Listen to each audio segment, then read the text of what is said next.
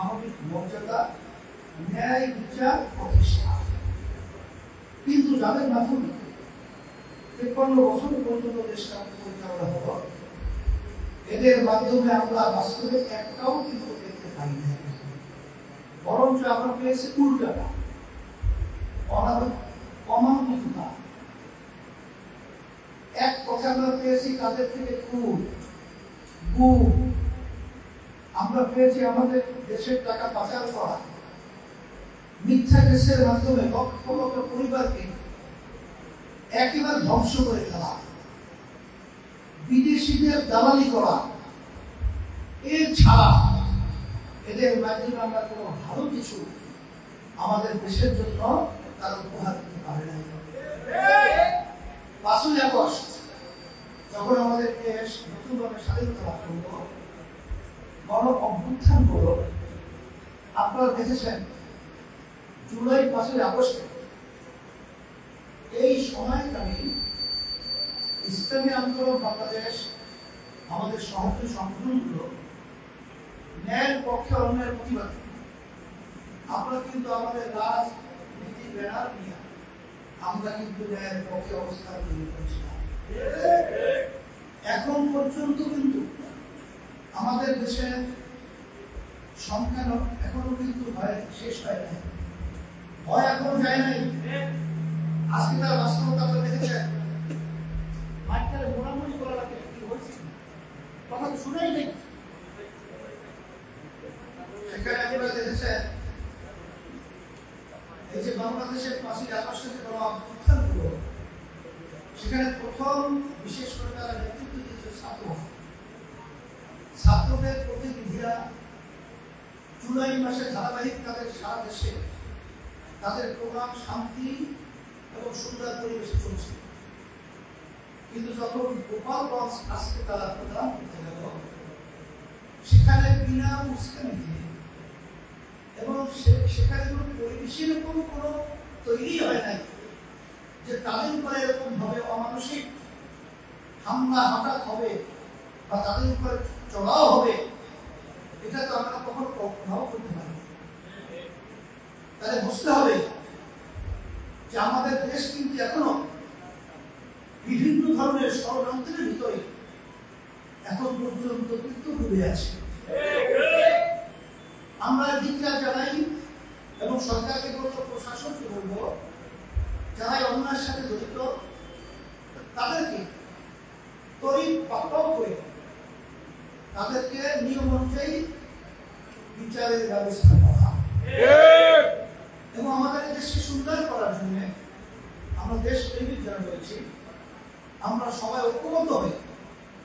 আমরা যেন অন্যায়ের প্রতিবাদে, খুনিদের প্রতিবাদে, টাকা পাচারকারীদের প্রতিবাদে, চাঁদাবাজদের প্রতিবাদে এবং যারা নাকি অন্যায়ভাবে মানুষকে হয়রানি করে ধ্বংস করে তাদের প্রতিবাদে আমরা যদি একাত্রিত হয়ে আওয়াজ করতে পারি, তাহলে বাংলাদেশের ভিতরে বাতিল মাথা টাকাতে আল্লাহ রহমতের পাবে।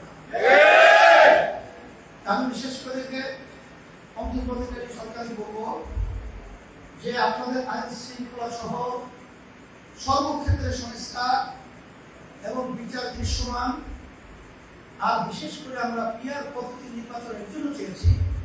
53 বছর আমাদের দেশে নির্বাচন হয়েছে, এর মাধ্যমে স্বচ্ছ নির্বাচন আসলে আমরা আলোচনা করে দেখবেন আমরা বাংলাদেশের মানুষ উপহার পাই নাই, বরঞ্চ বেশিরভাগ মানুষের ভোটে কোনো গুরুত্ব দেওয়া হয় নাই, মূল্যায়ন হয় নাই। পিয়ার পদ্ধতি নির্বাচনের মাধ্যমে এককভাবে ফ্যাসিস্ট তৈরি হওয়ার যে ক্ষেত্রটা, একক ক্ষমতা, সেইটা পাওয়ার সুযোগ পিয়ার পদ্ধতিতে থাকে না। আর পিয়ার পদ্ধতির নির্বাচনে প্রতিটা ভোটারের মূল্যায়ন হয়। সাথে সাথে আরেকটা ব্যাপার হলো জাতীয় সরকার তৈরি হবে। আর জাতীয় সরকার যখন তৈরি হবে তখন এই দেশটা সুন্দর একটা দেশে পরিণত হবে। এইটাই হলো বাস্তবতা।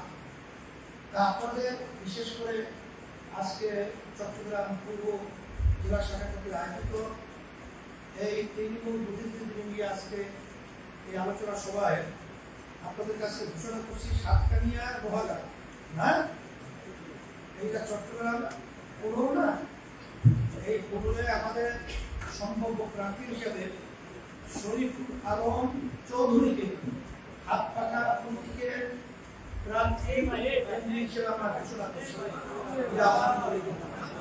আল্লাহ ইসলামের জন্য, দিনের জন্য, মানবতার জন্য চন্দনাইশ সাতকানিয়া আংশিক চট্টগ্রাম 14 এখানে আমাদের মাওলানা আব্দুল হামিদ তাকে আমরা সম্ভাব্য প্রার্থী হিসাবে ঘোষণা করতেছি।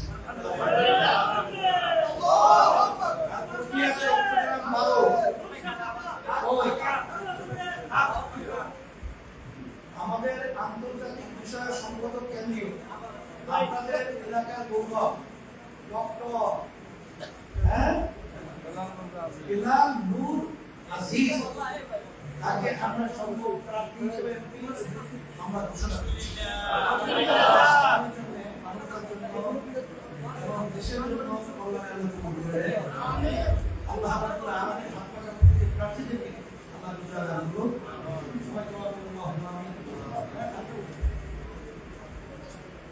ও জাতীয় আইনমা মাসায় এই যে প্রক্রিয়া কাস্টমাইজ সুবিধা শাখা একটা জাতীয় মাসায় আন্তর্জাতিক পরিষদ কমিটি করা হয়েছে। সভাপতি মাওলানা আব্দুল হামিদ, আমাদের মাশাআল্লাহ সেক্রেটারি মাওলানা ইমতিয়া যাদব।